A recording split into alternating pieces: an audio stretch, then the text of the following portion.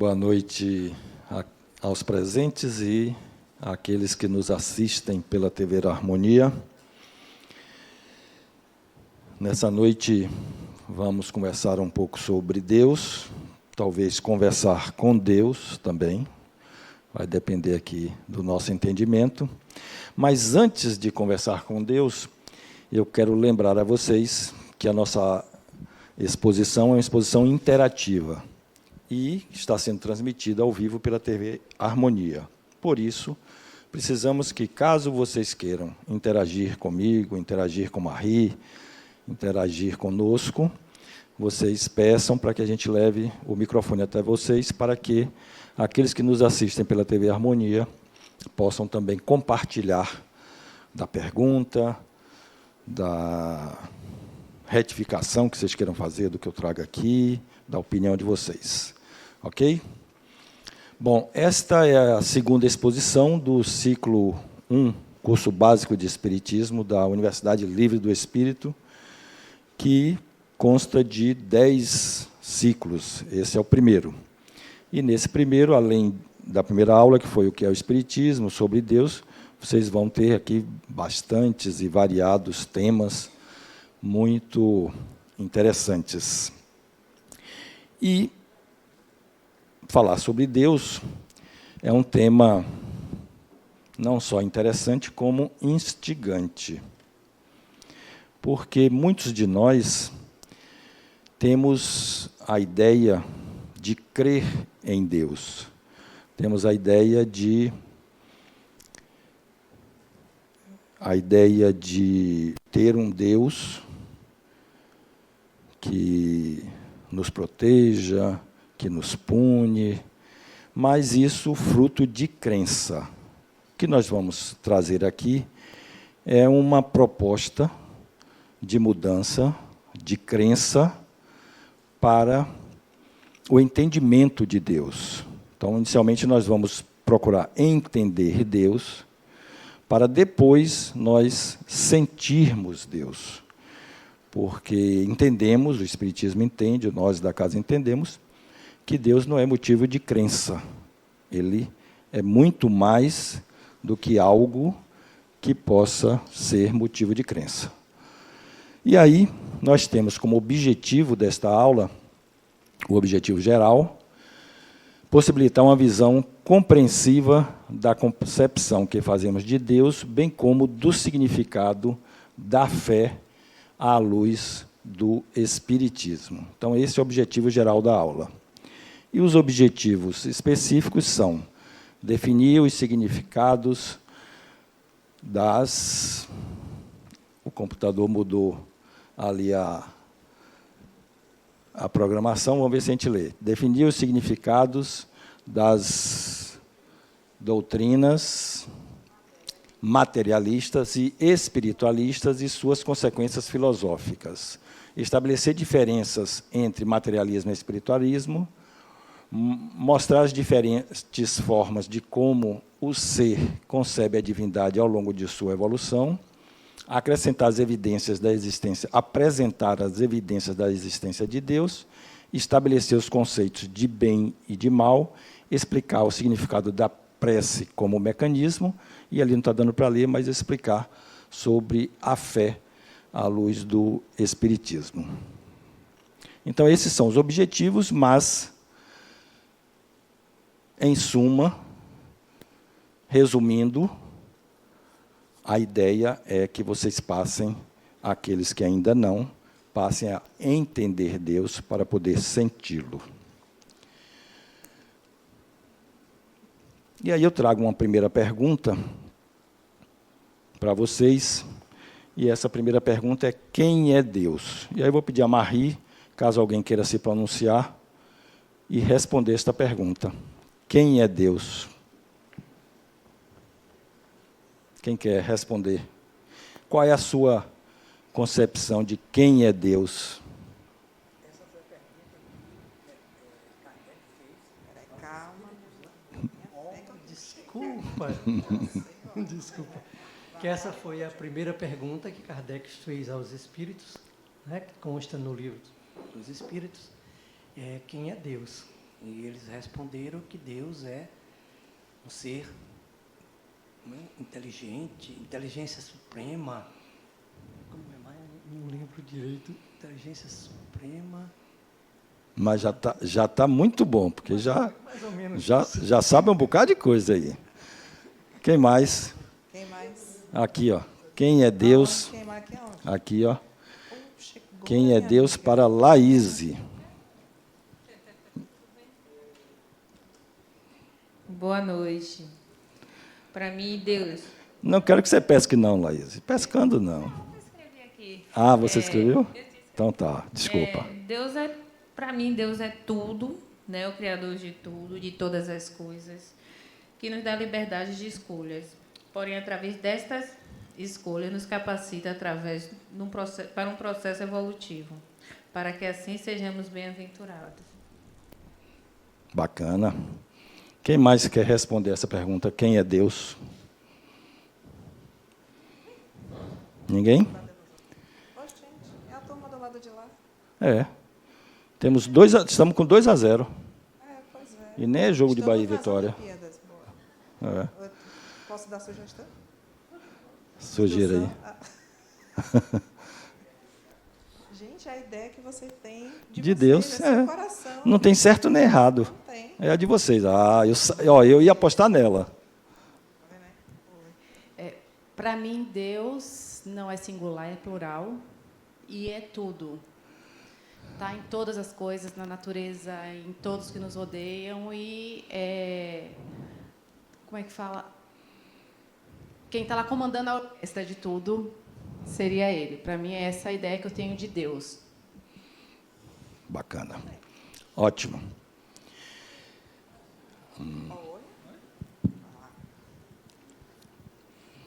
Como ela falou, né, singular e se resume, para mim, se resume em uma única palavra: amor. Deus é amor. Ok. Deixa eu ver seu nome. Ali. Emérito. Boa noite. Boa. É interessante assim o poder dessa pergunta, né? Uhum. E a ambiguidade também. Quando a gente ouve quem é Deus, ao mesmo tempo que parece tão óbvio, né? Eu acho que traz muita reflexão também. Essa semana, sabendo do tema, né? Quem é Deus, aí eu me pus a pensar, discussão em casa também, com o esposo e tal. E aí me veio muita reflexão sobre a física enquanto ciência, né? Eu acho que a física tem nos ajudado, eu acho que ainda vai nos revelar um tanto, né? Eu acho que hoje assim os céticos que só acreditam, eu só acredito no que eu vejo, né? Eu preciso ver para crer. E hoje a humanidade já crê em muitas coisas que ela não vê. Seu nome é? Elisângela. Sim. Que ela não vê, mas a gente sabe que existe. E aí, falando especial mesmo da física, das leis físicas, eu acho que se na Idade Média falasse, olha, daqui a alguns anos você vai... Falando do raio-x, por exemplo, né? Daqui a alguns anos você vai realizar... existe um raio, um tipo de onda, que incide em você e vai lhe projetar a imagem, né, do outro lado. Mas Elisângela falou da física, do mundo, do outro. Eu quero saber, para Elisângela, Pronto. quem é Deus? Pronto. Aí, esse rodeio é para falar assim, o quanto existem coisas que a humanidade ainda não vê, mas crê, né? Como as ondas, o raio-x, a onda sonora que produz vibração. Então, são coisas físicas que a gente não vê, mas, tratando-se de matéria, né, existem matérias que a gente não pega, a gente não vê, mas que ela existe, e a gente já sabe disso. Mas assim, a existência de Deus, inclusive dos espíritos também, ainda traz essa dúvida para a grande maioria aqui, só crê no que vê. Então, o que eu penso uma inteligência suprema, mas uma forma de matéria que a gente também ainda não conseguiu explicar, né, através da física. Uma inteligência suprema, uma matéria em forma de energia, mas que a gente ainda não conseguiu, né, talvez conhecimento mesmo, mensurar, mas que a gente sabe que existe. Espero que, ao final desta exposição, você tenha mudado um pouco esse conceito. Espero. Parte dele eu concordo, parte dele eu não concordo, mas vamos lá, vamos discutir mais um pouco. Então, essa palavra, essa pergunta de quem é Deus, foi feita inicialmente lá, quando Kardec começou a fazer as perguntas para os espíritos, e ele foi orientado para mudar a pergunta. A pergunta não é quem é Deus, porque quem é um pronome pessoal. A pergunta é o que é Deus? Essa que é a pergunta. Então, Deus não é uma pessoa. A gente já começa entendendo Deus a partir daí, desse ponto simples. Então, oi. A gente também pode dizer que Deus é a força propulsora do universo. Que é a tradução de amor para a Fundação La Harmonia, né? Então, sim, também, mas tudo isso é muito pouco. Então, quando Kardec fez essa pergunta aos espíritos, que está no Livro dos Espíritos, e aí eu vou pedir aqui para Luiz Carlos ler aqui a resposta desta pergunta.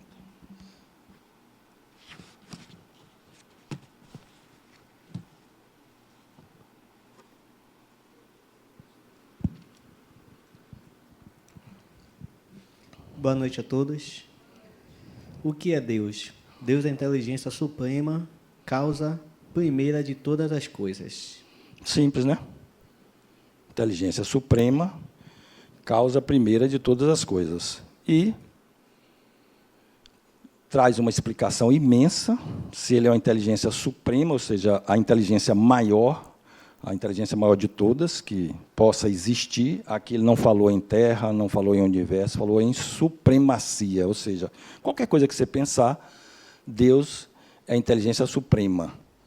E causa primeira ou primária de todas as coisas. Então, qualquer coisa que você pensar tem como causa Deus. Então, o amor tem como causa Deus. A matéria tem como causa Deus. Tudo que vocês pensarem e imaginarem tem como causa Deus. Então, Deus é muito maior do que a gente possa falar aqui. Porque a nossa linguagem, não só a linguagem, como o nosso raciocínio, a nossa inteligência, é muito curta, digamos assim, para que a gente possa chegar aqui e falar com todas as letras ou com todas as ideias o que é Deus. Começa que ele não é quem, ou seja, ele não é pessoa, ele é coisa, é objeto, é algo. Se você não quiser, não, Deus não é coisa, Deus não é objeto, é algo, porque ele não é pessoa. Então, essa foi a resposta. Só que essa não foi a resposta. Kardec fez 1013 perguntas, que estão nesse livro, para vários espíritos em vários lugares, em reuniões mediúnicas, em vários lugares do mundo. E essa pergunta foi feita, e várias respostas vieram, e Kardec juntava todas as perguntas e escolhia as respostas que mais se enquadravam àquela pergunta, que mais eram repetidas pelos espíritos em todos os lugares que ele perguntou. E essa pergunta aqui, ele teve que juntar duas respostas, porque a resposta de um espírito veio como sendo a inteligência suprema, e a de outros veio como causa primeira de todas as coisas. E ele entendeu que cabia nessa resposta juntar a junção dessas duas respostas, e aí ela ficou bastante completa para o nosso entendimento aqui no ciclo 1. Ok? Aí, seguindo, nós vamos utilizar de alguns caminhos para que a gente entenda Deus. Um dos caminhos é compreender Deus pelas suas obras. Já que a gente não consegue definir Deus, você vê essas duas respostas aqui, elas trazem uma completude, mas talvez não satisfaça a todos. Então, nós podemos entender Deus a partir das suas obras, compreender Deus a partir das suas obras. E aí, na pergunta 2, Kardec perguntou: o que se deve entender pelo infinito? E a resposta: o que não tem começo nem fim, o desconhecido. Tudo o que é desconhecido é infinito. E na pergunta 3, poder-se-ia dizer que Deus é infinito? A resposta: definição incompleta, pobreza da linguagem dos homens, que é insuficiente para definir as coisas que estão acima da sua inteligência. Então, Deus também não é o infinito. Deus é infinito. Infinito é um atributo de Deus, mas ele não é o infinito, porque se a gente definisse que Deus é o infinito, nós estaríamos definindo Deus como sendo somente o infinito. E Deus é tudo mais. Então, o infinito, na realidade, é um atributo de Deus, Deus não é o infinito. E aí, na pergunta 4, onde se pode encontrar a prova da existência de Deus? Essa é a pergunta 4. O Livro dos Espíritos, vocês sabem que é um livro-chave aí para o conhecimento espírita. Então, onde pode se encontrar a prova da existência de Deus? A resposta: em um axioma. Axioma é algo que, por si só, ele já é verdadeiro. Ele não precisa de demonstração para que se entenda ele como verdadeiro. É uma verdade inquestionável. Isso é um axioma. É uma palavra da língua portuguesa que significa uma verdade inquestionável. Então, em um axioma que aplicais às vossas ciências, não há efeito sem causa. Isso aqui é bem importante para a gente entender. E ele conclui: procurai a causa de tudo o que não é obra do homem, e vossa razão vos responderá.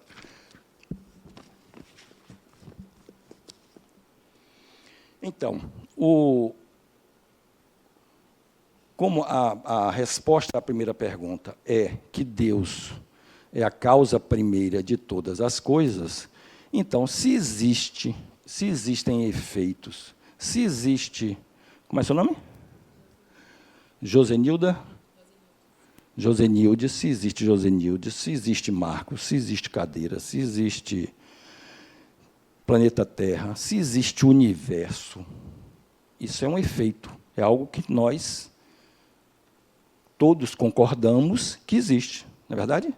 Além do amor, que a gente não pega, mas todas essas coisas que eu falei aqui, e muito mais, tudo que está no universo existe. Se existe, tem uma causa. Então, isso é um axioma. E que causa é essa? A causa é Deus. E a gente precisa começar a entender que qualquer caminho que você adote para pensar, e antes do planeta Terra existir, e antes do sistema solar existir, e antes da galáxia existir, e antes do universo existir, antes de tudo isso, tinha Deus. Deus é a causa de tudo isso, é o criador de tudo isso. Então, nós começamos a entender Deus porque tudo tem uma causa, tudo que existe tem uma causa, e essa causa é chamada de Deus. Boa noite. Boa. Uma dúvida que sempre me surgiu. Sim. Relacionada a esse assunto de Deus, sobre Deus, né, o que é Deus, quem é Deus. Se ele estava lá, não sei se é exatamente esse termo que eu devo usar, mas enfim, antes de tudo, antes do universo, antes da galáxia, enfim, o que criou ele, da onde ele veio, o que veio antes dele, é uma dúvida que veio, não sei se a gente vai tratar durante a apresentação, durante a aula, mas é uma dúvida que sempre me causa muita... Excelente pergunta, Isabela. E eu vou lhe decepcionar. Vou lhe decepcionar. Sua pergunta, o que veio antes de Deus, o que tinha lá, quem ou o que criou Deus? Você mesmo vai me responder. Se algo criou Deus, quem é o Deus? É o que criou Deus. Deus é uma palavra, concorda? Então eu podia chamar Deus de Sol. O que criou o Sol? Deus. Então Deus não tem um criador dele, porque ele é o criador de tudo, ele está antes de tudo. Por isso que nós não conseguimos, muitos de nós só conseguimos crer em Deus. E a gente precisa entender, e depois que entender, sentir. Mas não é sentir pelos sentidos físicos, pela visão, pela audição, pelo tato. Não, é sentir de sentimento. Então Deus tem que estar dentro de nós, para que a gente comece a tê-lo realmente ao nosso lado. Então, não tem nada antes de Deus. Ele é o princípio de tudo. Boa noite, tudo bem? Tudo. Aproveitando a pergunta dela, Sim. não conseguimos definir o que vem antes de Deus, porque se Deus é a origem de tudo, Deus começou ali tudo. Então, acho que o grande problema é que a gente tenta enxergar em Deus uma ideia de pessoa. Talvez seja esse o grande problema. Também. E aí, dentro dessa percepção, quem é Jesus nesse babado todo aí? Vamos chegar lá. Jesus é Deus, Filho de Deus, nada de Deus. Vamos chegar lá. Daqui a pouco a gente chega nele. Daqui a pouco a gente chega em Jesus. Então, para que a gente, então, finalize essa questão do efeito sem causa, basta, Isabela, basta talvez não, mas assim, para nos ajudar, a gente entender que nada não pode fazer alguma coisa. Se é um nada, não pode fazer alguma coisa. Então, nada pode fazer algo. Então, tudo que foi feito, tudo que existe, foi criação divina, criação de Deus. Mas só que nós não conseguimos definir com palavras, nem com ideias, o que veio antes de Deus, se é que pudesse ter vindo algo antes de Deus. Né? A gente não consegue conceber que não tenha nada antes de Deus. Mas por que a gente não consegue conceber? Por causa disso. Porque nada não pode fazer algo. Então, a origem de tudo, até onde nós conseguimos conceber, é Deus. Não tem nada antes dele. Porque nada não conseguiria. Aí, se esse nada criasse Deus, o nada seria o Deus.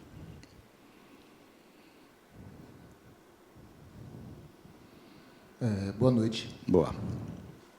Uma coisa que também causa assim, perturbação, Marcos, Sim. é a localização, né? A ideia de onde ele buscá-lo. Porque nossos sentidos humanos trabalham buscando referenciais. E aí, quando você traz para a imaterialidade, onde buscá-lo? No norte, no sul, no leste, no oeste, dentro, fora, no alto, no baixo, onde buscá-lo? Então, são conceitos que acabam nos trazendo assim estranhamento nessa busca de entendimento. Né? Isso. Porque a gente precisa desmistificar a ideia de tempo e espaço para Deus. Como ele está. Seu nome? Alex. Como Alex trouxe. Então, não tem como nós conceituarmos o tempo de Deus. Não tem como nós conceituarmos o espaço de Deus, o local onde Deus esteja. Não tem como, porque ele criou o tempo, ele criou o espaço. Apesar de tempo e espaço ser questões até um tanto quanto semânticas, mas tudo que foi criado por ele. Então, ele não pode estar na própria criação. Então, ele tem que estar fora de tudo que existe. Se é que fora também define um lugar, né, Alex? Então, assim, não é, por mais que a gente tente, por mais que a gente busque palavras e ideias para explicar conceitualmente, explicar Deus e poder contextualizá-lo, a gente não vai conseguir. Porque dentro da nossa conceituação, a gente vai estar sempre buscando o antes. Então, o antes é Deus. Ok? O que a gente precisa é, compreendê-lo pelas suas obras. E, para compreendê-lo pelas suas obras, eu vou trazer logo uma obra majestosa, monumental, que são as leis da natureza. São as leis que regem o universo. Lei de atração gravitacional, lei de repulsão, a própria gravidade. Tudo isso é criação de Deus e tudo isso é harmônico dentro da sua dinâmica.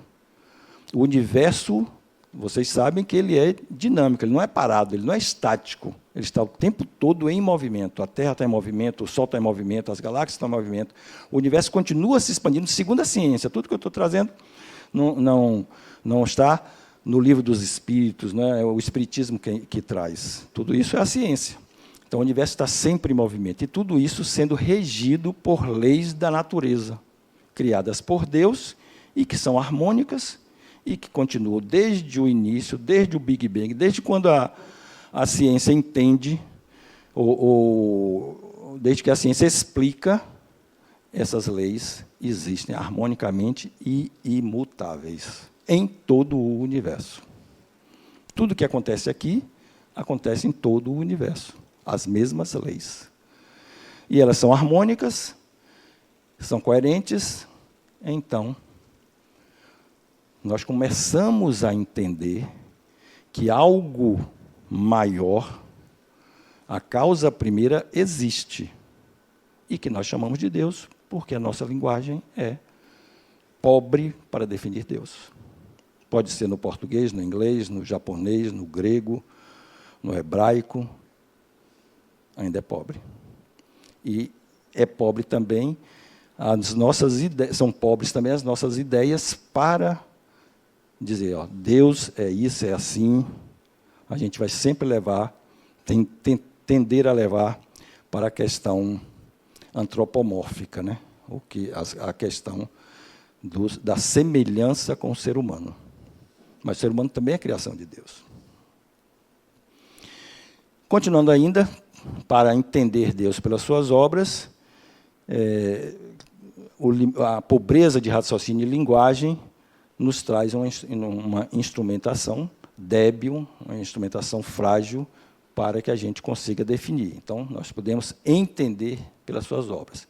Compreender o efeito, ou seja, o que foi criado para remontar a causa. E aí, Kardec, na Gênese, ele traz que Deus não se mostra, mas se revela pelas suas obras. Então, o Espiritismo, através de Kardec, através de muitos players que estudam e que divulgam o Espiritismo, trazem a ideia de como entender Deus. Uma outra forma de entender Deus é pelo próprio sentimento inato, intuitivo. Então, aqui no Livro dos Espíritos ainda, na perguntas 5 e 6, Kardec pergunta: que consequência se pode tirar do sentimento intuitivo que todos os homens trazem em si mesmos da existência de Deus? Mesmo os ateus, mesmo as ateias, trazem uma ideia de Deus, senão não seriam ateus. Eles não creem, não acreditam, não comungam com a ideia da existência de Deus. Então, eles também têm essa ideia intuitiva da existência ou não de um Deus. E a pergunta 6, o sentimento íntimo que temos... Essa pergunta é importante. O sentimento íntimo que temos da existência de Deus não seria resultante da educação e o produto de ideias adquiridas? Será que nós não fomos educados, não fomos orientados, não fizeram uma lavagem cerebral na gente para trazer essa ideia de Deus? É a tradução que eu faço dessa pergunta. E a resposta? Se assim fosse, por que os selvagens teriam esse sentimento? Então, ele chama aqui de selvagens, né, os silvícolas, tribos primitivas, já traziam essa ideia de Deus. E de onde eles trazem isso? De onde eles tiraram isso? Tem uma ilha no Pacífico que, na época da Segunda Guerra Mundial, uma ilha era somente habitada por aborígenes, somente habitada pelos nativos. E não tinha nenhum contato com o ser humano civilizado, exatamente. E aí, durante a Segunda Guerra, os aviões naquela época precisavam ser abastecidos em uma menor distância, os americanos aí criaram uma base nessa ilha para que os aviões pousassem, fizeram um campo de pouso lá, um aeródromo, para que os aviões pousassem, abastecessem e fossem atacar o inimigo. Voltava, abastecia de novo e atacar o inimigo e assim por diante. E outros aviões iam para abastecer de combustível lá esses aviões. Acabou a Segunda Guerra, os americanos foram embora e os silvícolas ficaram lá, que obviamente que ficaram espantados quando aqueles aviões desciam, subiam e aquela confusão toda e tal. Passado continuaram lá isolados. Passado um bom tempo, retornou-se a essa ilha e chegou lá, tinha um avião feito em palha. E os aborígenes cultuavam cultuavam esse objeto como sendo um Deus. Por que eles cultuaram como sendo Deus? Porque eles não conseguiam explicar. Como é que vem um objeto voando, pousa lá na ilha, sai um bocado de gente dentro dele, quer dizer, está parindo gente ali, daqui a pouco ele come as pessoas todas de volta, leva embora, daqui a pouco vem outros, e aquele movimento todo. Então, eles entendiam que aqueles aviões eram Deus, e passaram a cultuar aquele avião. Então, o desconhecido é algo que nos remete a nós entendermos como Deus. Mas isso não resolve a nossa questão. Nós podemos dizer que Deus é o desconhecido. Isso não me satisfaz. Nós precisamos ter uma ideia mais sólida de Deus, porque é necessário para a nossa estruturação psíquica. Nós vamos estar sempre buscando as nossas origens, de onde viemos, o que queremos, quem somos, e tudo isso é estruturado em cima da ideia de Deus. Então, isso ainda não resolve a nossa questão.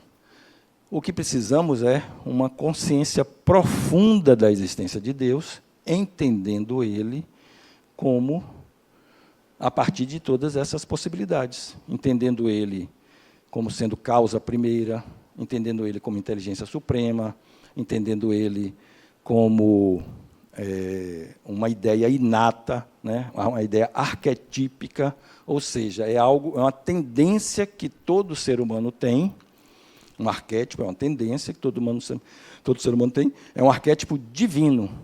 Então, todos nós temos a tendência a nos estruturarmos a partir de Deus, a partir desse arquétipo divino. Pois não? Eu sempre tive a dúvida, né? Deus existe por quê? Porque alguém falou que Deus existia, né? Se alguém não tivesse dito para mim, quando eu nasci, que Deus existia, Deus não ia existir na minha consciência, né? Seu nome? Cristiane. Ô, Cristiane, e quem falou para esse alguém que Deus existia? É justamente isso. Quem falou para aquele outro alguém que Deus existia? Aí você vai para trás, vai para trás, vai para trás. E aí vem a mecânica quântica, sim, né, que fala que nós temos, todos nós temos em nós a centelha divina. Sim. Né? A partir daí, vem esse sentimento de Deus, né, de que nós temos a centelha divina, né, que Ele é o todo, que Ele é o amor, e que tudo que está fora disso não é de Deus. E não tem algo que não seja de Deus? Tem. Tipo? O ódio. Vamos chegar lá. Se o ódio existe, A maldade. o ódio existe, a maldade existe? Sim. Se existe, ou se existir, tem que ter vindo de Deus. Se ele é amor, se ele é puro amor, se ele Também, se ele também, é o todo. também. Se é o todo, é o ódio. Mas a gente vai chegar mais lá na frente. Vamos, Quero saber. vamos com calma. Estou curiosa. Diga.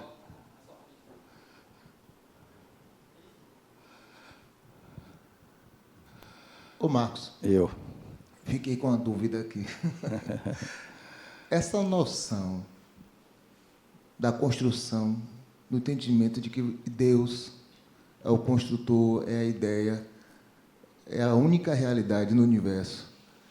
Nós, enquanto espíritos imortais, em que momento nós temos essa compreensão?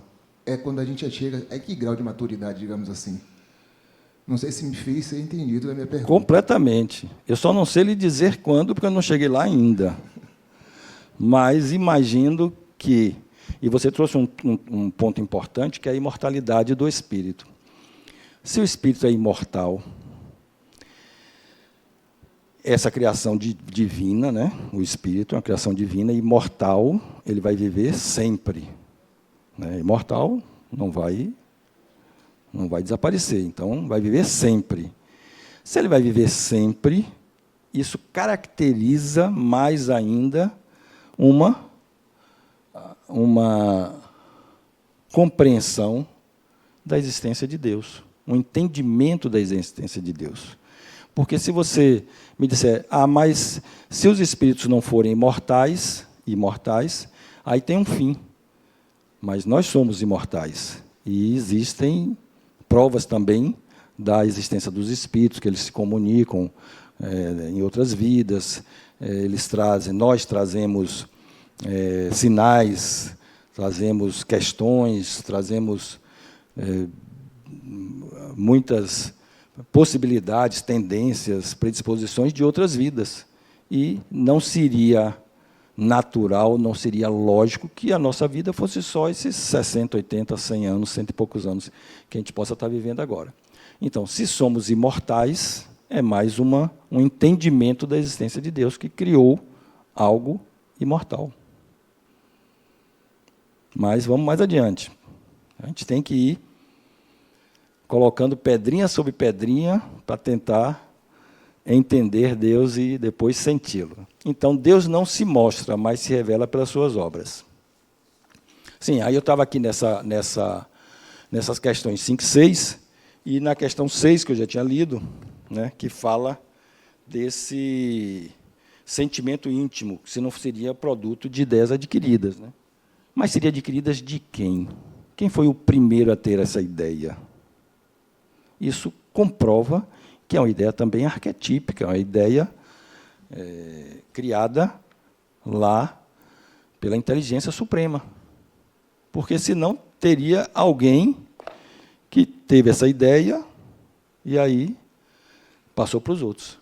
Mas quem trouxe essa ideia para aquele primeiro? Então, isso é inerente ao espírito.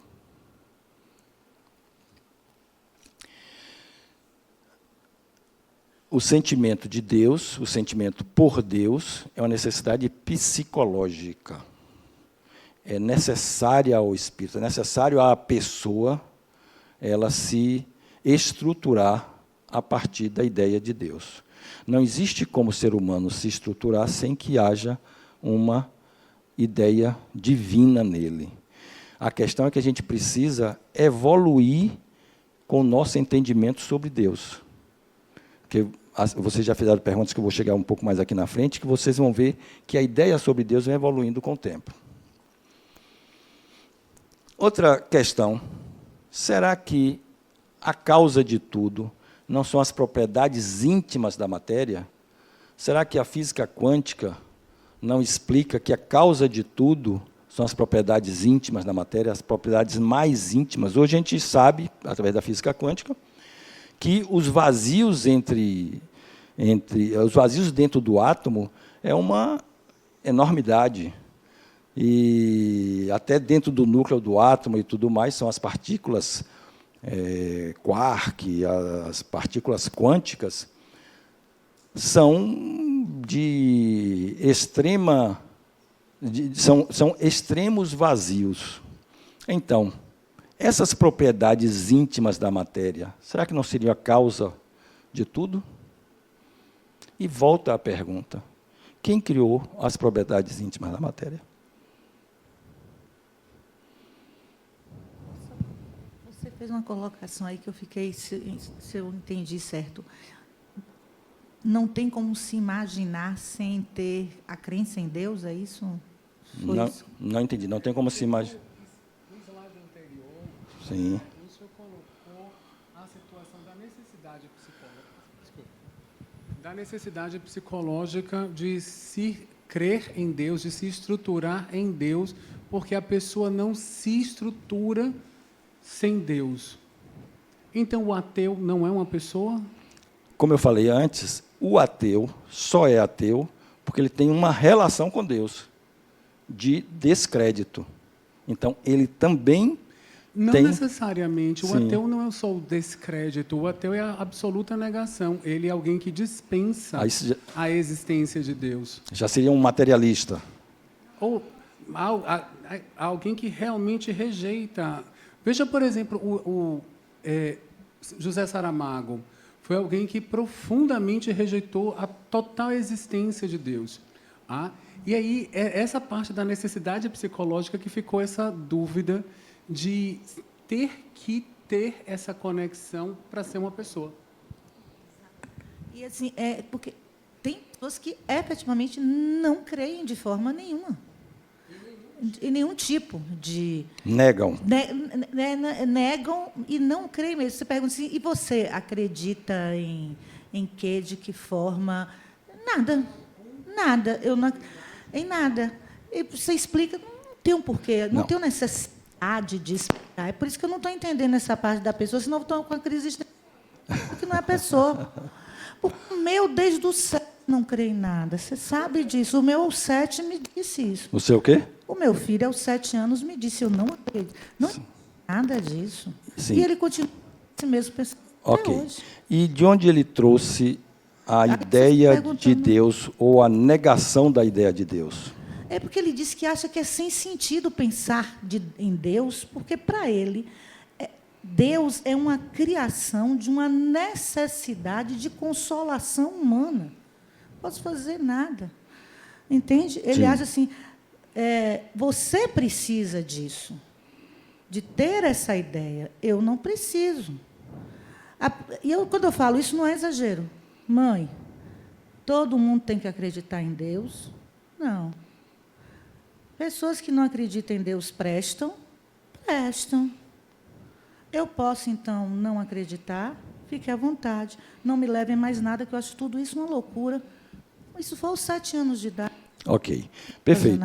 Então, veja bem, o que eu estou trazendo é que ele ou os ateus, eles trazem em si também, trazem em si a negação a Deus. Então, Deus, para eles, termina também sendo importante, não no papel de Deus, mas eles trazem essa negação de que não creem, não acreditam, não precisam. E nisso eles estão certos. Porque se Deus criou tudo e que Deus criou o ser humano, quem mais sabe o que é o ser humano do que Deus? Ou quem é o ser humano do que Deus, se foi Ele o Criador? Então, isso aí não é dificuldade para entender Deus. Uma minoria no mundo nega a existência de Deus. Não sei se vocês concordam comigo.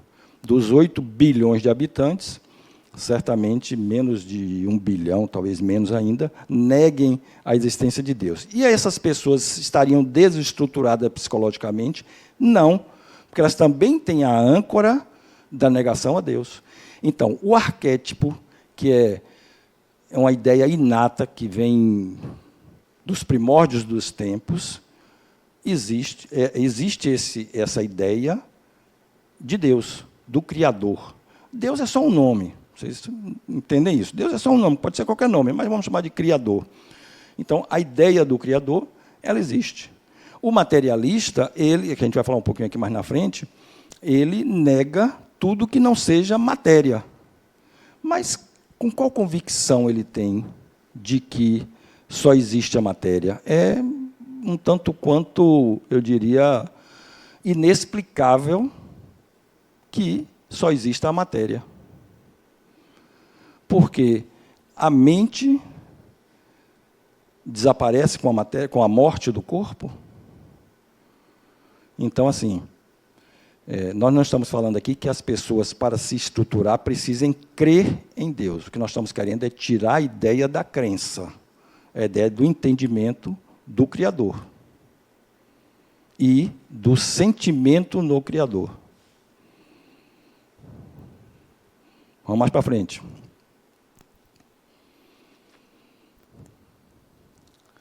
A ideia da inteligência suprema e causa primeira, inclusive, é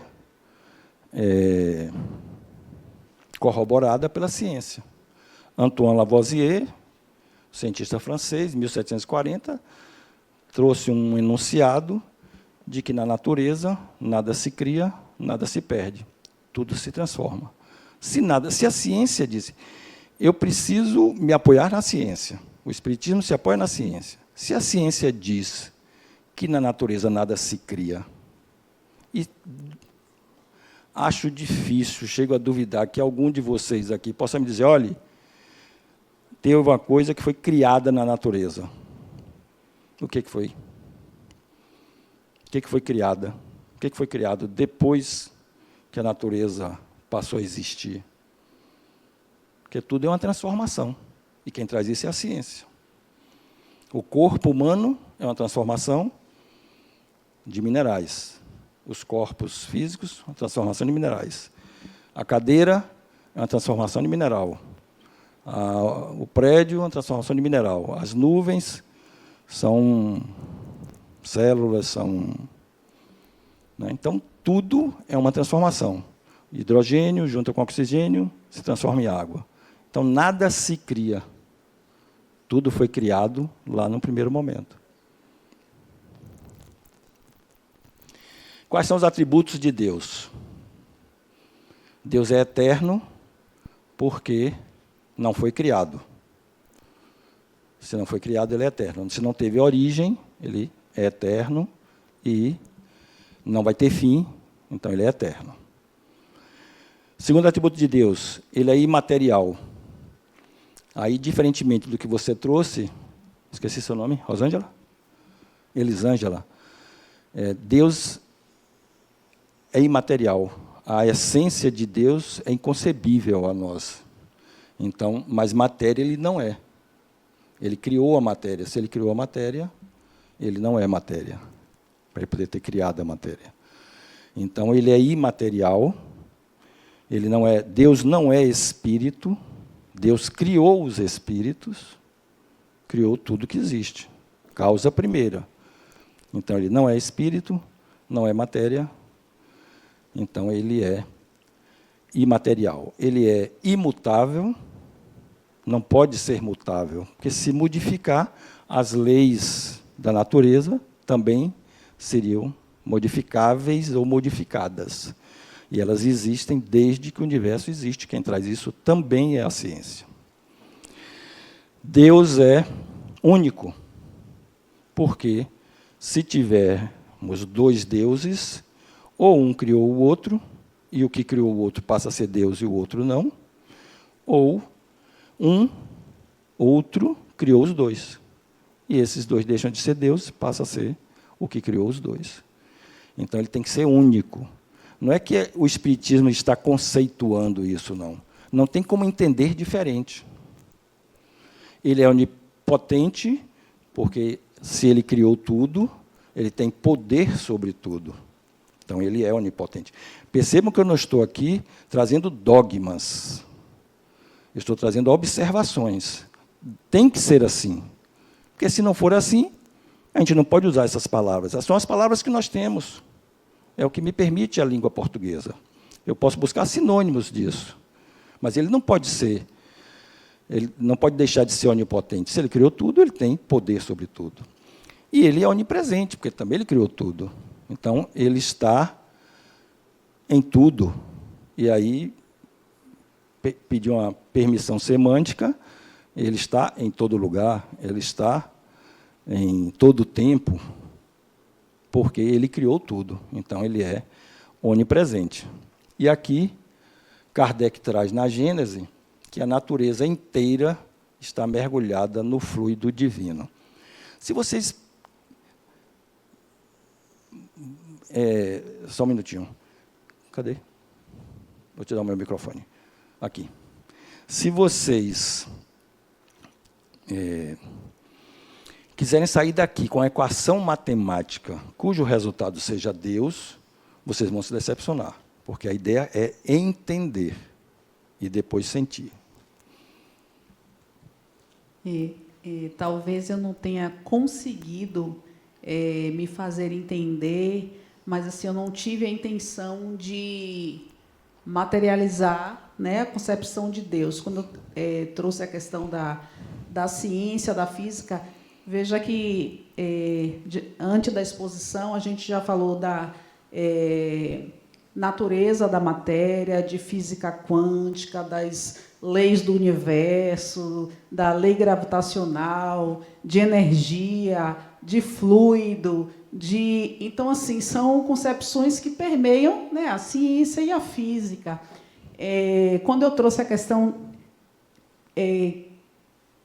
de que do humano só crê no que ele vê, do que ele pega e do que ele vê materializado, é justamente, talvez, o encurtamento que você se referiu da nossa capacidade. E quando eu trago a questão da física, não é apenas a matéria, né? Até porque você trouxe, inclusive, a questão dos átomos, dos elétrons, dos espaços vazios. Talvez haja também, por isso, essa proposta de não quem é, mas o que é. Né? Eu acho que essa é uma resposta ainda inalcançável diante do nosso encurtamento e de saberes também diante da física e da ciência. Né? O ser humano não esgotou as suas possibilidades de saberes diante da... Por isso que nós não temos uma resposta exata sobre o que é Deus. Nós temos um entendimento do que é Deus. Nós precisamos entender o que é Deus e, a partir daí, passar a ter o sentimento dele. Boa noite. Eu acho que é por isso também que isso acaba sendo uma questão central no desenvolvimento pessoal de todo mundo, porque em algum momento da vida a gente vai ponderar sobre esse assunto. Seja porque é cultural, seja porque as pessoas falam, porque seus pais falaram, porque alguém te falou. E isso acaba fazendo parte acaba ocupando um eixo central na sua vida, ainda que seja para negar a crença. Então, eu acho que também, em algum momento, a gente se depara com essas perguntas, assim, o que é Deus, ou quem é Deus? A gente escuta muito como Deus sendo uma personalidade, né? Personalização de Deus. A gente atribui características humanas também, porque nós somos humanos, então a gente pensa como a gente é. Mas isso também leva a gente a direcionar nosso pensamento para um sujeito, né? A um sujeito pessoal, a um pronome pessoal. Isso. Não como forças. Isso a gente precisa desmistificar. A gente precisa entender Deus pelas suas obras, entender Deus com a ideia inata, arquetípica, entender Deus por todas as demais questões e não crer. Ele não é objeto de crença. Eu acho que crendo ou não, ele é um aspecto importante na formação do indivíduo, porque é tanto que seu filho se considera ateu, mas ele se debruçou sobre isso, ele te procurou para conversar sobre isso, até para se definir como ateu. Então, acho que essa pergunta todo mundo se faz em algum momento da vida. E o detalhe importante é que ele tem 7 anos. Se ele tem 7 anos, muito provavelmente ele não foi pesquisar no Google, fazer grandes e longas pesquisas, ele não buscou, imagino eu, um conhecimento profundo sobre isso, em filosofia, etc., etc. De onde veio isso? De onde veio? Hein? De vidas passadas. Do conhecimento dele, ou do... não vou chamar de conhecimento, da convicção dele de que Deus não existe, já de outras vidas. Se veio de outras vidas, é algo, como ela falou, que está... que o acionou, que ele buscou. Então, independente dele, não vou nem chamar de crer, mas dele entender que Deus não existe, é algo que mexeu com ele. Só um comentário. Por exemplo, ele citou Saramago, que é ateu, declaradamente, tal. Eu não sei a convicção religiosa dele, mas assim ele tem pelo menos 3 livros que falam muitas, não, que pelo menos mencionam, assim, que são Ensaio sobre a Cegueira, que é uma parte que o pessoal está no navio de quarentena, e os personagens, pelo menos, falam. As Intermitências da Morte, sendo a morte como um Deus, né? uma entidade, e o Evangelho segundo Jesus Cristo. Então, ele próprio chegou em algum momento ele parou para pensar nisso. Então, acho que até na nossa formação... Então, uma ideação religiosa, divina, né? Não tem como, né? Por mais que negue Deus, sempre tem Saramago, por exemplo, seguramente ele estudou muito sobre Deus. Seguramente. Para ele chegar à convicção de que Deus não existe. Então, isso faz parte da estruturação. Ele passou, certamente, muito tempo, algum tempo da vida dele, pesquisando, estudando sobre Deus. Isso é uma estruturação. Bom, o panteísmo, que é uma doutrina, né, uma filosofia, que nos traz que tudo e todos compõem um Deus abrangente. Então, tudo seria Deus, todos seríamos Deus. E essa ideia é uma ideia um tanto quanto equivocada, porque o universo seria Deus, a natureza seria Deus, e tudo isso, o universo, a natureza, o ser humano e todos nós, seríamos a mesma coisa. Então, o que a gente quer trazer aqui, o que o Espiritismo traz, não é que Deus é a natureza, Deus é o universo, Deus é tudo, Deus é todos, Deus é amor. Não. Deus é a causa. Deus é o criador de tudo isso. Se ele é o criador, ele não pode ser aquilo. Um engenheiro que cria uma máquina, ele é a máquina? Ele está na máquina? Não, ele é o criador da máquina. Nesse caso aqui, Deus não seria a causa, ele seria o efeito. Ele seria a consequência. Então, teria um causador. Esse causador seria Deus. Eu quero chamar a atenção de vocês que o termo Deus é um termo criado pelo ser humano. Pode ser qualquer nome. Mas se Deus fosse a natureza, o universo e tudo mais, o que criou tudo isso seria o Deus. As obras de Deus não são o próprio Deus. Kardec, no Livro dos Espíritos. Deus é a causa dessas obras. Deus é o Criador. É essa inteligência que é a causa primeira de todas as coisas, qualquer que seja o nome pelo qual o homem a tenha designado. Kardec, Livro dos Espíritos também. Qualquer que seja o nome que a gente queira colocar, a causa primeira é Deus. Deus é somente uma palavra que a gente colocou, pode ser qualquer outra. Como é que evoluiu o conceito de Deus? Primeiro, os fenômenos da natureza. Trovão era Deus, relâmpago era Deus. Por quê? Porque era o desconhecido. O homem não sabia o que era aquilo, o ser humano não sabia o que era aquilo, então aquilo para ele era Deus. Por quê? Porque quando vinha o raio que queimava a plantação dele, ele achava que ele estava sendo castigado.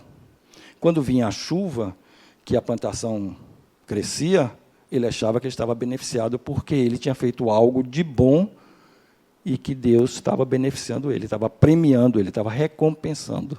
Do mesmo jeito que o terremoto destruía as casas, destruiu o habitat, a caverna, o que fosse, era um castigo de Deus.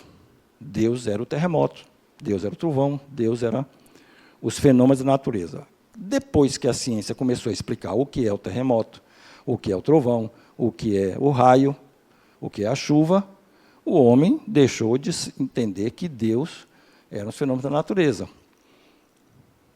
Aí ele passou a adotar a litolatria, que é a crença em pedras, em totens, em imagens. Então, aí ele começou a adorar, né, fazer adoração a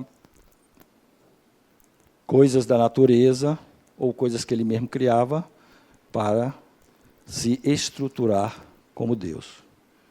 Seguiu para frente, politeísmo, que deu origem à mitologia, onde tinham vários deuses.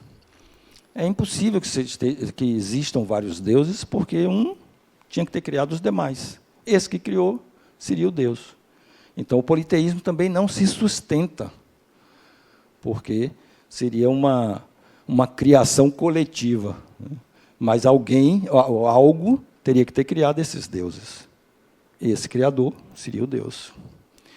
Depois veio o Deus punitivo com Moisés, aquele Deus que castiga porque já um Deus mais antropomórfico, aquele Deus que castiga porque você fez algo de errado. Como é que Deus vai castigar uma criatura que Ele mesmo criou e sabe que a criatura é assim? Quem é que pune a gente?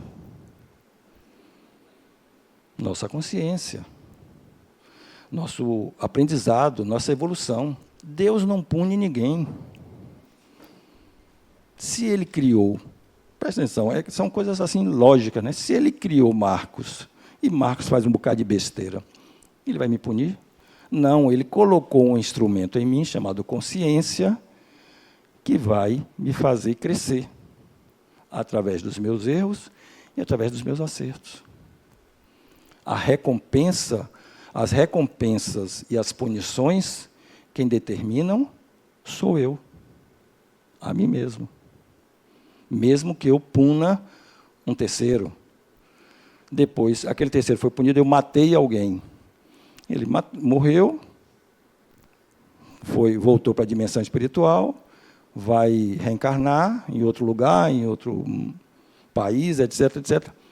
E eu vou descobrir um dia, seja encarnado ainda ou não, que eu cometi um ato cruel com o meu semelhante. E isso vai afetar a minha consciência. Não vai ser Deus e nem vai ser o outro que vai me punir. Quem vai me punir sou eu próprio. Deus criador, criador de tudo, né? Então Deus mais filosófico. Deus Pai, Deus amoroso, o Deus que protege. Deus arquiteto, o construtor, devia ser Deus engenheiro, né? O construtor, mas chamado como Deus arquiteto, o construtor de tudo. Então, essa aí foi a evolução dos conceitos de Deus. E aí chegamos ao Cristo. Quem é o Cristo? Quem é Jesus? É Deus? Não. Jesus é um espírito. O espírito mais evoluído que já esteve no planeta Terra e o espírito administrador do planeta Terra. Esse é Jesus. Ele é filho de Deus, é tanto quanto eu, quanto você, quanto qualquer um de nós, se nós quisermos nos caracterizar como filhos de Deus. Mas eu não sou filho de Deus. Deus me criou. Posso chamar Ele de pai porque Ele me criou, mas a ideia não é que eu seja filho. Então, Jesus é um espírito, o mais evoluído que já teve no planeta Terra, mas, quando aqui esteve encarnado, era um espírito equivalente, semelhante a todos nós. Mas ele é o espírito mais evoluído que já passou por aqui. Então, Buda, outros mestres, vários outros espíritos evoluídos que passam por aqui, pela Terra, trazendo benefícios, trazendo ensinamentos, etc., mas que não são deuses.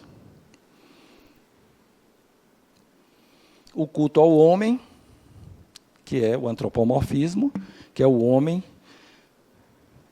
atribuindo características humanas a Deus. Então, quando a gente vê Deus assim, ó,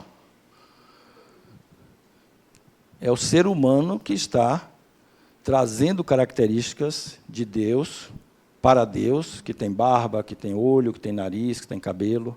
Deus não é humano. Então, ele não pode ser caracterizado dessa forma.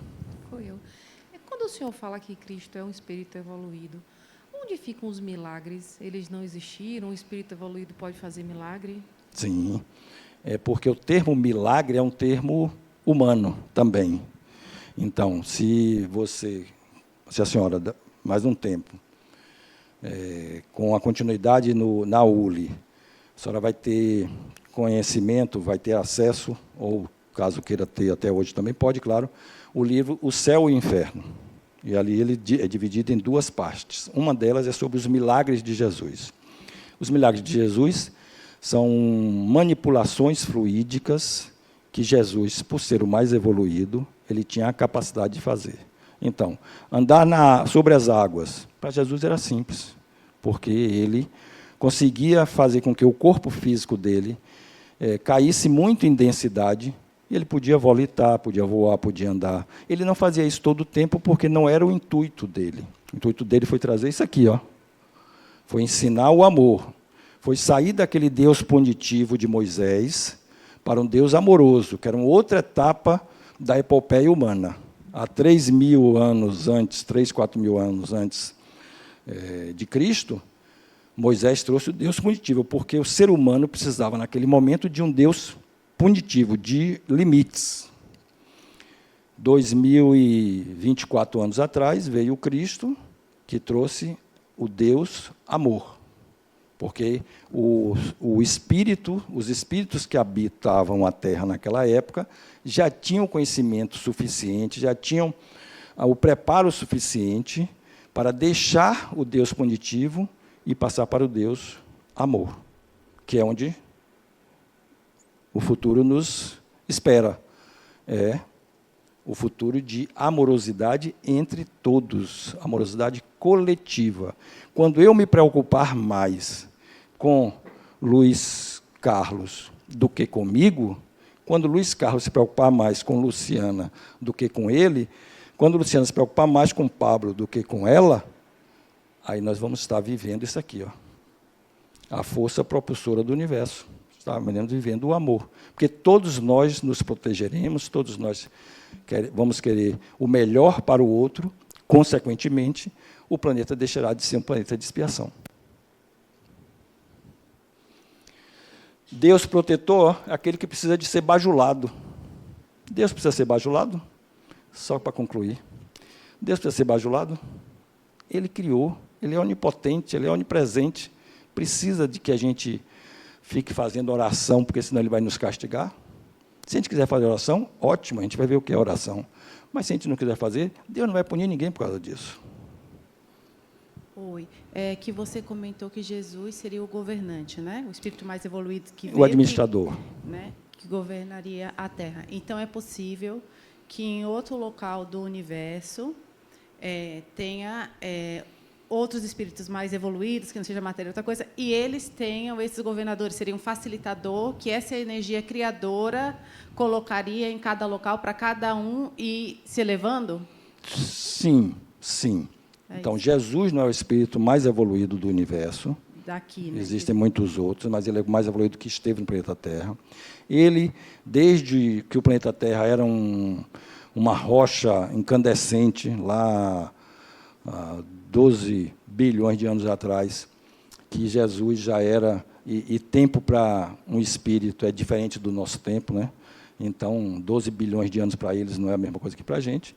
Então, desde aquela época que ele já conduzia todo o processo do planeta Terra para que os espíritos viessem habitar aqui, que nós tivéssemos esse planeta dessa forma, tivéssemos esses corpos dessa forma, etc, etc. Então, seria, conforme a gente vai evoluindo, a gente passaria para esse outro local do universo e lá teria esse outro facilitador que vai chegar a gente chegar num grau maior. Seria isso, assim? Isso. E isso é rápido. Isso é rápido. Não leva mais do que uns 30 bilhões de anos. Tranquilo, rapidinho. Oi, boa noite. Pegando até um gancho no que ela falou, eu assisti alguns documentários falando, até inclusive o Data Limite, ele fala muito sobre isso.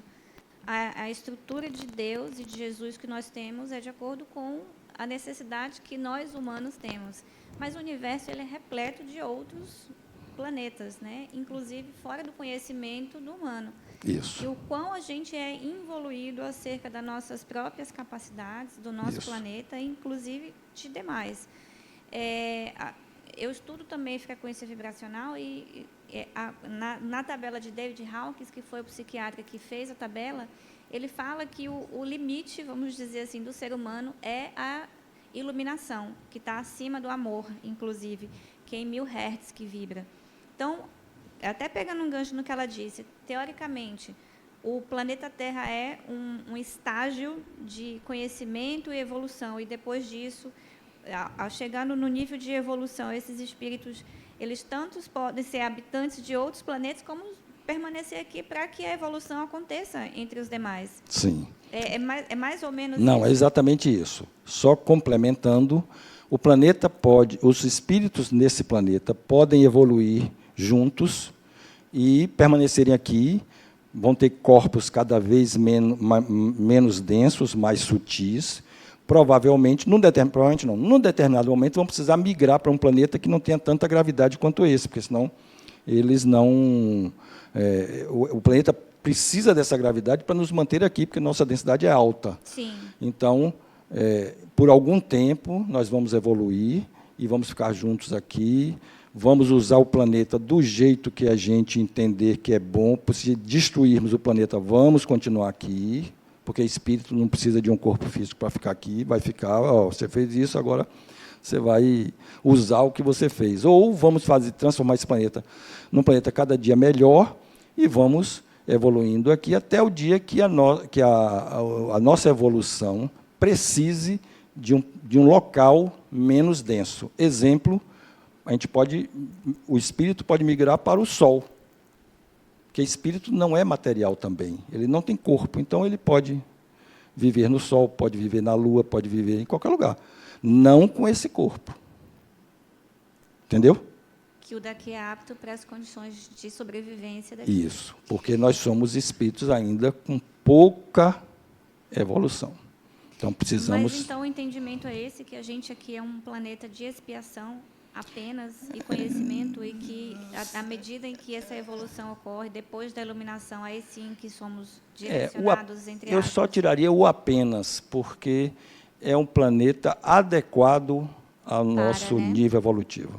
Então, não é apenas, é muito, mas é adequado ao nosso nível evolutivo. Mas que a gente tem intervenção o tempo todo desses demais planetas e seres que já são evoluídos. Sim, dos espíritos evoluídos, sim. Eles estão todo o tempo aqui com a gente, só que eles não mandam na gente. Eles nos intuem, mas nós temos o livre-arbítrio. Por isso que a evolução se dá mais lenta, porque a decisão é nossa. A decisão não é de Deus, voltando a Deus, a decisão é nossa. Obrigada. Ok? Bom, então Deus não precisa de ser bajulado, Ele nos criou, sabe quem somos, então não precisa de bajulação, e no futuro, o nosso Deus particular, que cada um de nós vamos escolher qual será, de que forma será, ou de que maneira nós vamos entender Deus, para poder senti-lo. Mas coloquem na cabeça, pelo amor de Deus, que Deus não pune ninguém, nem recompensa. A oração é importante? É. O pedir na oração é importante? É, porque nos estrutura. Mas Deus não é aquele Senhor que está ali olhando o que é que eu faço, se eu fiz errado, se eu fiz certo, vou punir, não. Essa punição e essa recompensa toda vinda de nós mesmos. Aqui, o que vocês já falaram, nem fui eu que falei, vocês falaram, a percepção evolutiva de Deus, mudança de velhas concepções estabelecidas em nossa mente. Quem que estabelece essas concepções na nossa mente? muitas dessas concepções foram estabelecidas pela igreja. Pelas igrejas, não pela igreja, pelas igrejas. O Deus punitivo, o Deus recompensador, o Deus que precisa de dinheiro. Isso são as religiões. Mas nós precisamos ir evoluindo com a nossa percepção de Deus. Não é Deus que evolui. Quem evolui é o Espírito. E por isso vocês estão aqui. Porque há 50 anos atrás, ou há 150 ou há 200 em outras vidas, nós estávamos com ideias diferentes de Deus que temos hoje. Foi Deus que evoluiu? Não, Deus não evolui porque Ele é único, é onipresente, é onipotente, é o Criador. Quem evolui somos nós com nossa concepção de Deus. Então, essa ideia do Deus punitivo, por exemplo, é uma coisa de 5 mil anos atrás. E muitos de nós ainda temos essa ideia. Precisamos nos libertar disso. Precisamos nos libertar da culpa. Nós temos responsabilidade pelo que fizemos. Mas carregar a culpa é uma pena inconcebível para o ser humano. Erramos. Não vamos errar de novo, já aprendemos. Mas vamos tirar essa culpa de cima da gente, porque ela é muito pesada. A ideia que de Deus se faz, deve ser mutável, acompanhando o desenvolvimento psicológico e emocional da pessoa. Adenauer Novaes, no livro O Voo do Espírito. Considerando o processo evolutivo e dentro dele as tendências, predisposições, merecimentos e a interpretação das situações, das ocorrências da vida como convites, né? E não pensando, né, em sistema de recompensas e punição.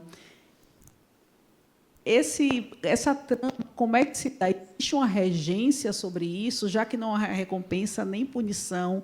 Como é que os acontecimentos se dão de acordo com as predisposições e tendências do espírito? Deus criou o ser humano simples e ignorante, em busca do amor, ou da iluminação, são palavras, né? Ou perfeição. E, nesse processo, nós vamos regendo a nossa vida e, pasmem, vamos regendo o nosso destino. O destino não é predeterminado por Deus, nem pelo planejamento reencarnatório. O planejamento reencarnatório define uma faixa de você vai vir na família tal, você vai ter a religião tal, você vai nascer em Salvador, você vai ser branco, vai ser negro, vai ser japonês, todas as definições, seus pais vão ser assim, assim, você vai ser órfão, todo esse planejamento. Mas cabe ao espírito escolher se vai seguir esse planejamento ou não, porque ele tem o livre-arbítrio, ele tem o livre-arbítrio de definir o seu destino. Então, eu procuro me autoconhecer cada vez mais. Quanto mais eu me autoconheço, mais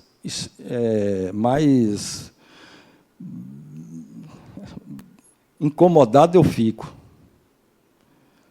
Mas esse autoconhecimento faz com que eu defina os caminhos que eu vou escolher para que o meu destino seja diferente do que poderia ser se eu não fizesse dessa forma. Esse ser diferente vai ser melhor para mim ou pior? Provavelmente vai ser melhor, porque eu estou buscando ser uma pessoa melhor. Eu sou, ainda não, mas eu estou buscando ser. E a intenção vale muito.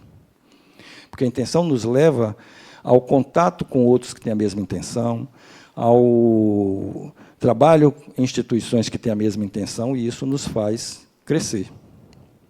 Então, a busca é nossa, a regência é sua. Não culpe Deus.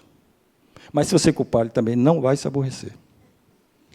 Por exemplo, a gente ouve situações, exemplos, por exemplo, de situações trágicas ou de violência em que havia um grupo de pessoas e que aquelas pessoas, algumas pessoas foram acometidas, né, pela tragédia, pela violência, e outra não, porque ali ela não tinha essa tendência.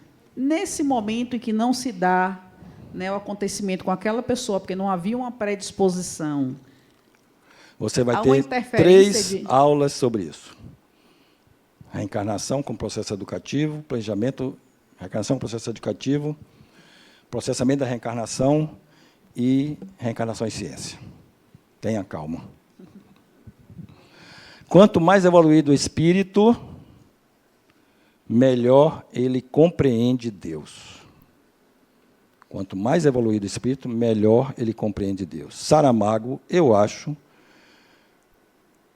por várias questões dele, eu acho que ele compreendia bem Deus. E ele não precisa crer em Deus. Eu trago Saramago porque foi o exemplo dado, não estou querendo direcionar, não.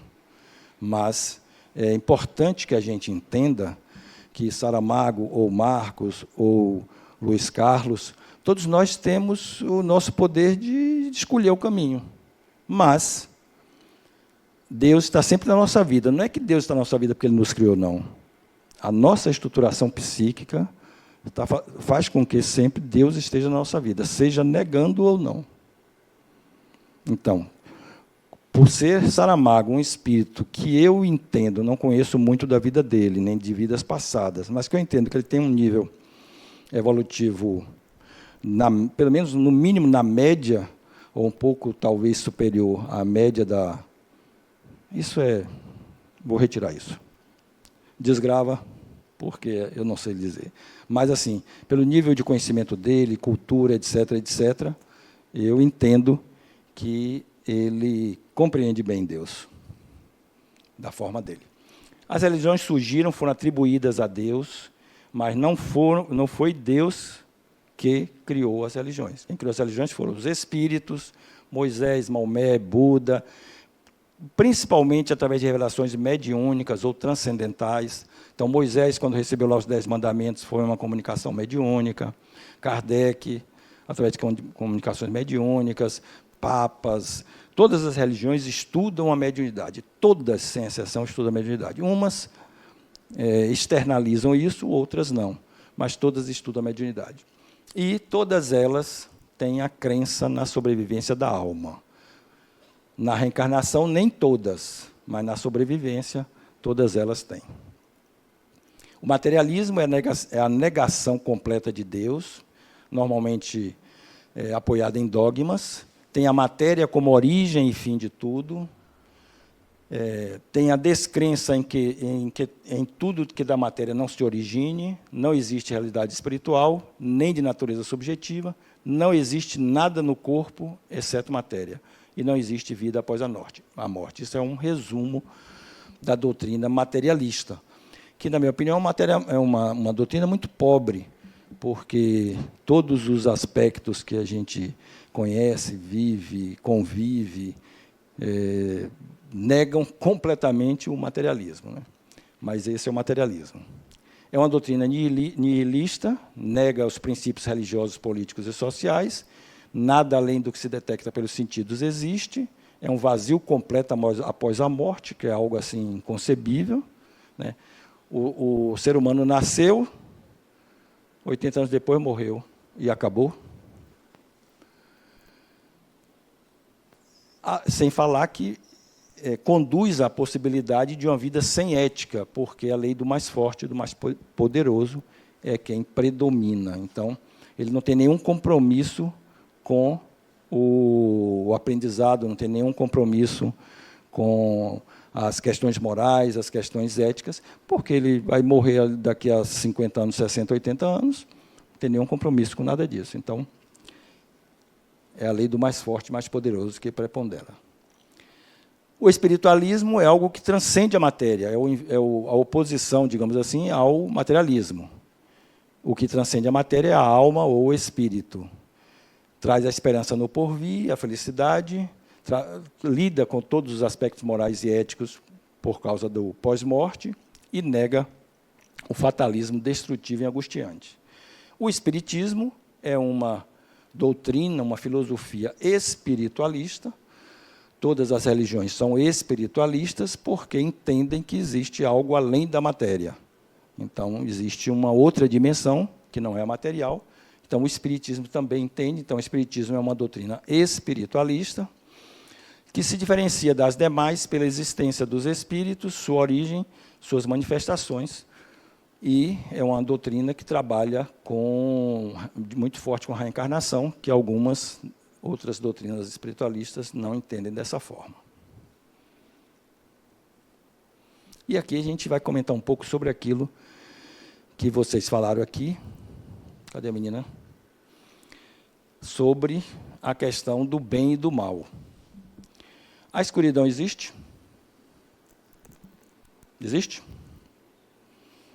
Ou o que existe é a falta de luz? O frio existe? Ou o que existe é a falta de calor? A ciência traz que a temperatura, a menor temperatura possível no planeta Terra é o grau Kelvin, 0 grau Kelvin, que nunca se alcançou. O 0 grau Kelvin equivale a menos 273 graus centígrados. Menos 273 graus centígrados. É a menor temperatura.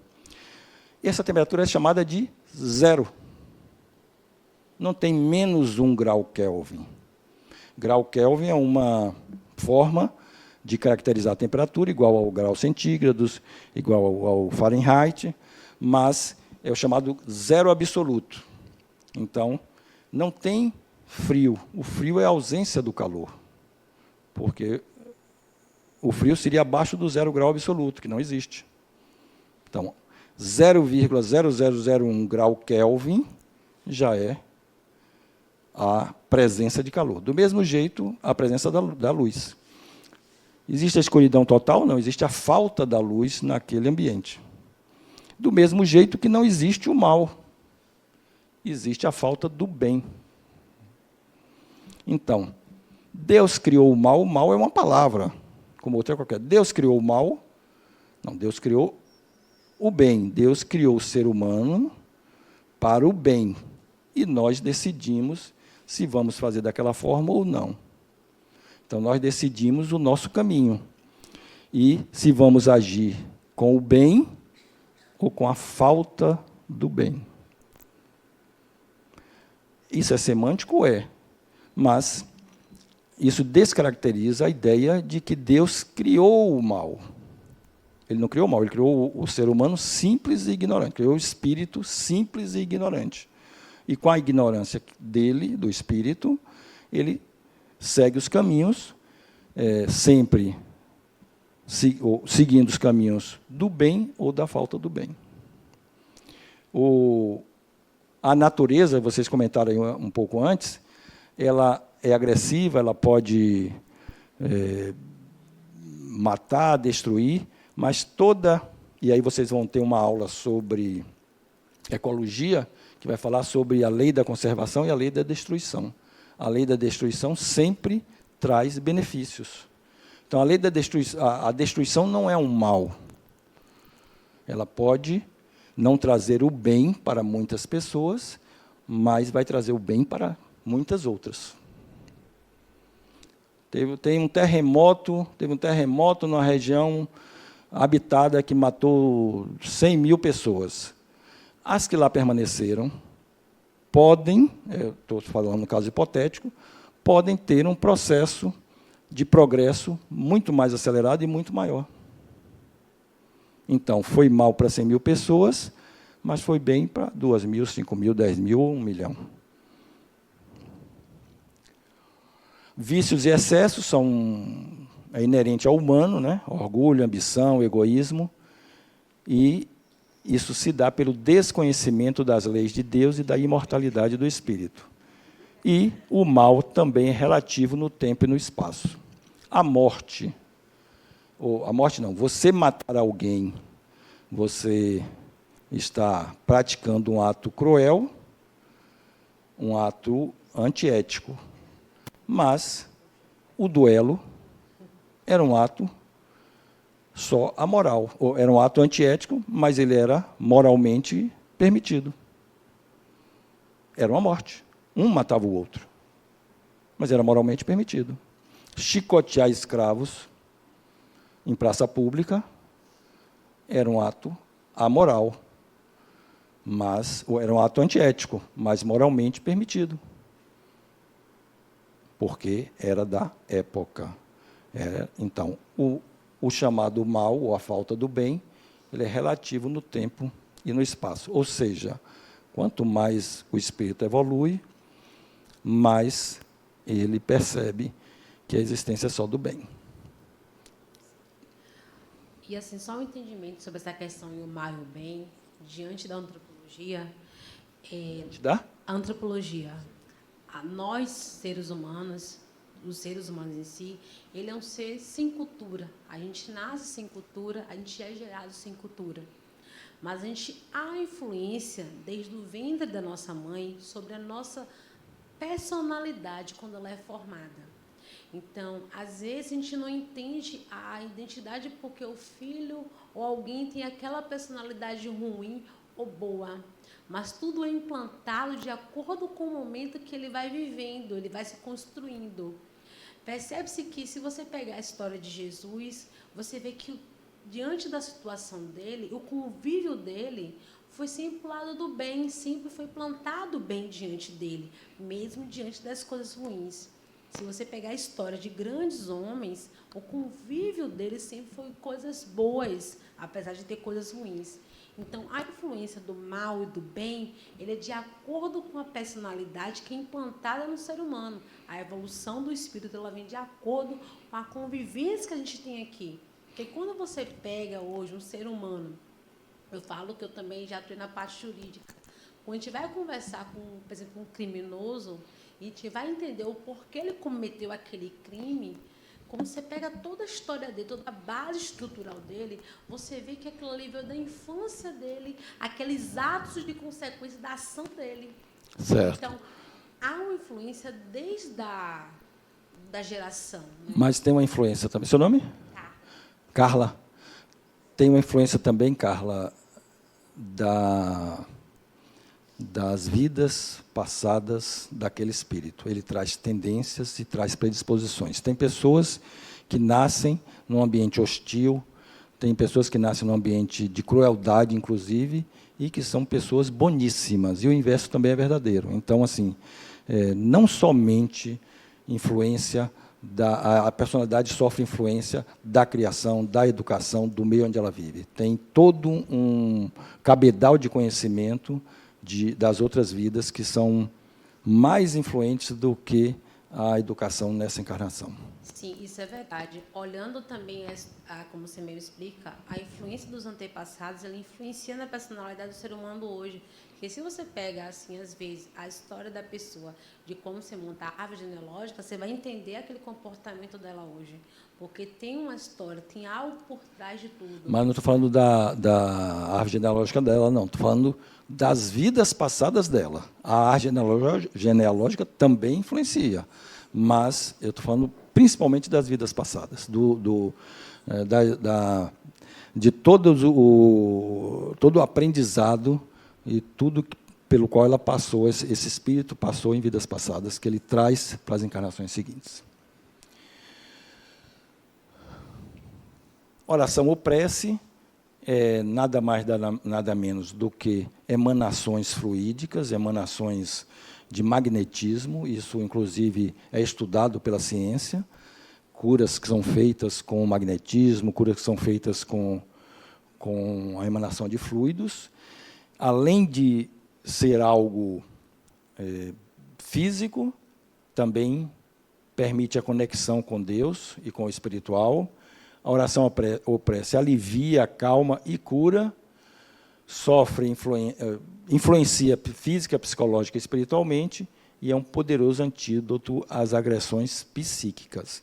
Então, a oração ou prece deve sempre ser praticada, não só uma conexão com o divino, mas também porque é benéfico, a oração e a prece são benéficas espiritualmente e podem trazer tranquilidade, podem trazer cura, depende de vários fatores, mas a oração é sempre muito bem-vinda. A fé deve ser raciocinada e ter como componentes emoção, discernimento e lógica. Não tem sentido uma fé completamente desprovida de lógica, de raciocínio. A fé deve ser sempre compreendida logicamente e sentida, mas não uma fé completamente dogmática. A fé dogmática, ela não tem um direcionamento adequado.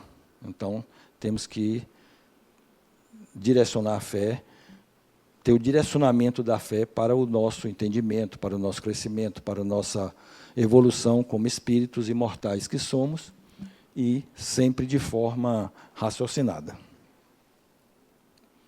É um contato com Deus, não é necessária nem deve existir a relação de submissão com Deus, atitudes petitórias e louvatórias são possíveis, podem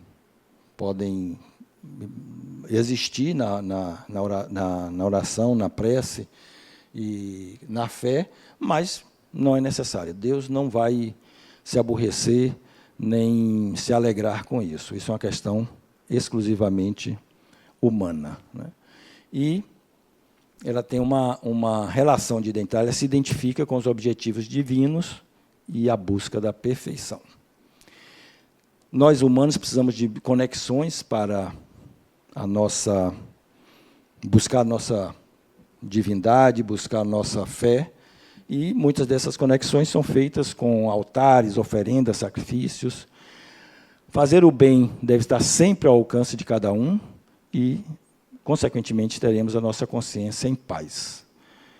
A concepção de Deus em cada um de nós pode nos trazer uma organização psíquica. E aí eu chamo a atenção de vocês, Deus punitivo traz culpa e punição por qualquer transgressão à nossa organização psíquica. O Deus generoso traz soluções mágicas, ego sonhador, salva por mecanismos externos. O Deus Pai vai fazer com que a nossa organização psíquica seja carente, seja de vítima.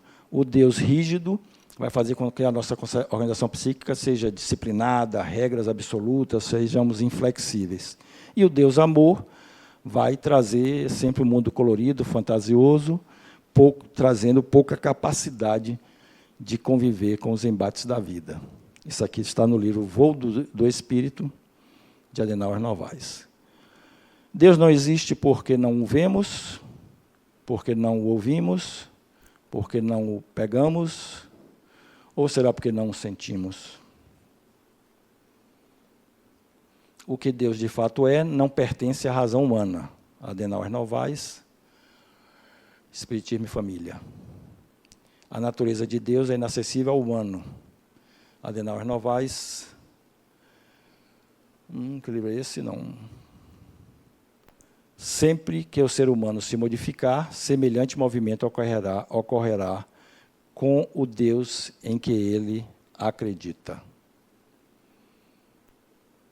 O que Deus pode fazer por mim? Peço que vocês leiam essa pergunta e reflitam. O que Deus pode fazer por vocês? Ou será que quem tem que fazer por vocês são vocês mesmos? Não conseguimos compreender assim como Ele é, mas assim como somos. Kardec na Gênese. Um pouco de ciência nos afasta de Deus. Muito nos aproxima. Dr. Louis Pasteur. Minha religião consiste em humildade e admiração do Espírito superior e iluminado que se revela nos menores detalhes que podemos perceber com os nossos espíritos frágeis e duvidosos. Essa convicção profundamente emocional na presença de um poder racionalmente superior que se revela no incompreensível universo é a ideia que faço de Deus. Quem disse isso?